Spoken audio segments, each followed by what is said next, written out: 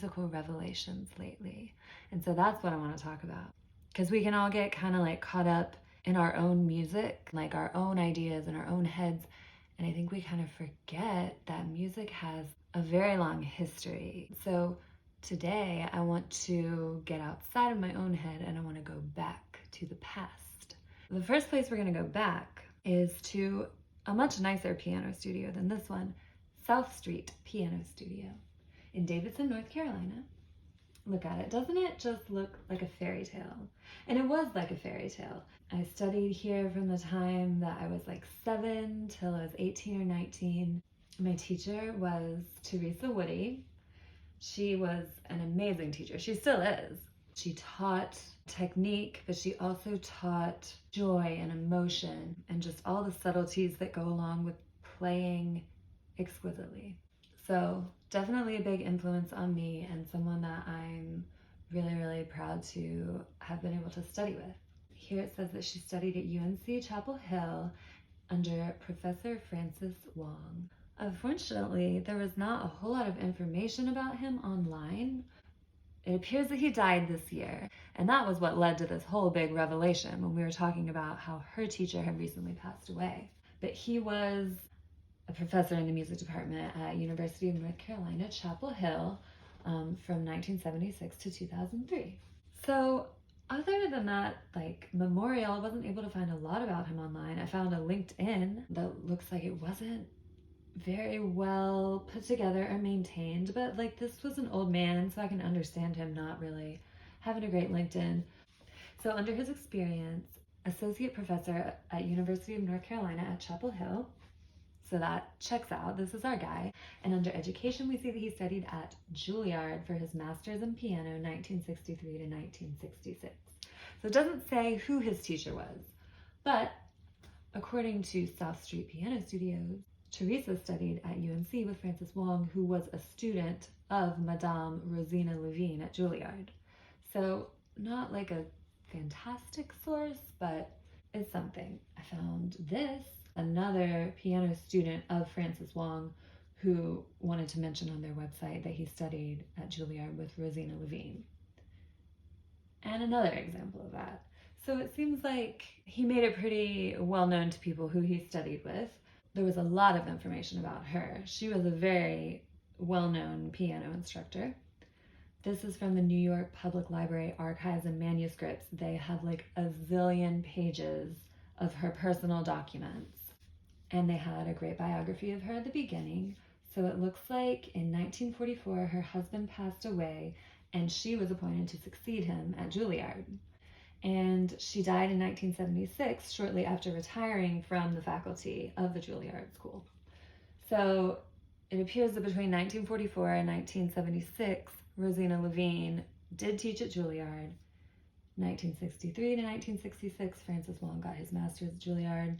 He told everybody he studied with Rosina Levine. In these documents, there was personal correspondence between the two of them. So we're going to believe it because there's just not a lot of information out there, but I will be attending a memorial concert for Professor Wong this weekend, and I'm going to try to talk to some people from UNC and see if I can get like a firm confirmation that he did study with Rosina Levine. But we're going to move on. We are going to look at Madame Rosina Levine. She studied at the Moscow Conservatory under Vasily Safonov, also a very famous and well-known pianist and teacher. Vasily Safonov studied under Theodore Leshetsky. He was considered one of the great pianists of the Romantic era and approached the printed note with a certain amount of freedom. As a teacher, he stressed thorough understanding of the music, absolutely sound technique, and above all, beauty of tone. So this is starting to feel familiar. This is definitely the way that I was taught. So here we look at Theodore Leshetsky in the Encyclopedia Britannica, claims that he studied under Karl Czerny in Vienna. Look at this guy. You may not have heard of him, but if you play classical music or if you play piano, you've heard of him. This guy was a big deal. Karl Czerny was taught piano by his father before taking lessons from Johann Hummel, Antonio Salieri, and Ludwig van Beethoven. Bam! My piano teacher told me that she, and therefore I, are part of a long line that goes directly all the way back to Beethoven, from teacher to student. If you don't know Beethoven, you've probably heard of him. You probably know he was a composer, generally regarded as one of the greatest in the history of music. He was the preeminent figure in the transitional period between the classical and romantic eras of Western classical music. He became the fountainhead of much that characterized the work of the Romantics. In musical form, he was a considerable innovator. Okay, I don't have to read all this to be impressed by Beethoven. The first time that I heard Beethoven, it just hits different, especially if you're a student of classical music and you're playing all this Haydn, Salieri, Mozart. It's beautiful, it's amazing, but it's very academic in a way. It doesn't like tug at your heartstrings the way that Beethoven does. It doesn't feel like your emotions are just swirling around you.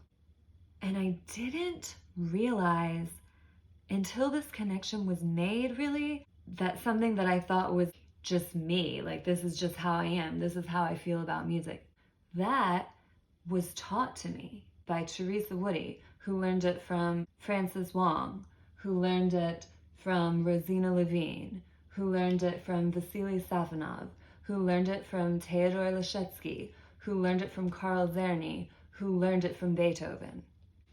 I don't know why it blows my mind so much, but it just feels like it changes everything. I mean, there are like probably zillions of Beethoven cousins out there. Like all these famous piano teachers taught a bajillion people.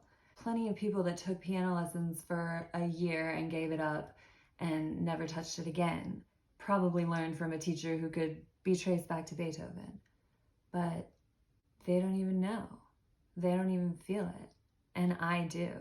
I can feel it when I am playing a song that goes like, and I just naturally have to, I can feel it when I just like roll into a chord and it's so satisfying. I can feel it when I'm just playing the same chord over and over again and somehow making it move.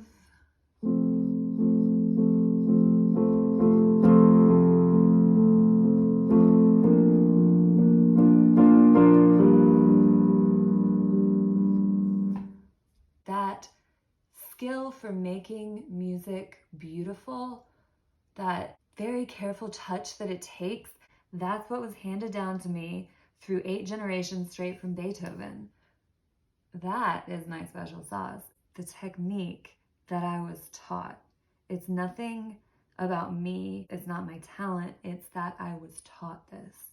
And that is like a pretty freaking amazing gift. And it has me wondering, who taught you? Or if you didn't take lessons, who influenced you? Who did you listen to over and over again? Who did you like obsessively try to imitate? Who influenced your influences and who influenced them? There's no like end to it. My story doesn't end at Beethoven. Who did Beethoven learn piano from? I just stopped there because it sounds cool. I don't want to fucking tell everybody that I'm Ludwig van Beethoven the 8th. But I don't think that he was necessarily like the most special either. He had to learn from somebody. So yeah, something to think about. But I definitely want to like embrace my history and my background more. I thought that because I couldn't play super fast or couldn't play super big that I wasn't good enough. And I thought the classical world was too restrictive. And so I rejected it. And I tried to get into, you know, more like pop, jazz, DIY type music. And it's been fun, but I always find myself trying to downplay like my classicalness because it's not cool. People don't get it or they're intimidated. They think that I'm snobby. And so it's always just been like feeling like I don't quite belong. Like I'm a decently talented musician, but I can never find a place. But you know, all of what I learned about music was taught in this very rigorous manner by very skilled and talented traditionalists. And they passed this tradition down. And I'm so grateful for that. But Beethoven was not a traditionalist, and neither am I. So I think maybe what that means is that it's kind of up to me to forge my own path. So be on the lookout in the server for LooseyVanLeaf's first piano sonata. It'll be coming up sooner or later. Probably later, because I really feel like that's the thing that kind of is a bummer, is that if I'm going to be a musical descendant of Beethoven, then I'm not going to be able to get away with like half-ass work.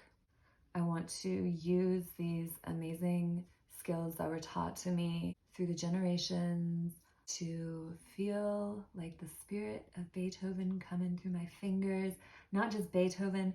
I learned from Beethoven, I learned from Carl Czerny, I learned from Theodore Leschetsky, Vasily Safonov, Rosina Levine, Francis Wong. I learned from Teresa Woody. And you know what that means? I think it means that if you learn anything from this video, or any of my other videos, or just talking to me on the server, then that makes you Beethoven the Night.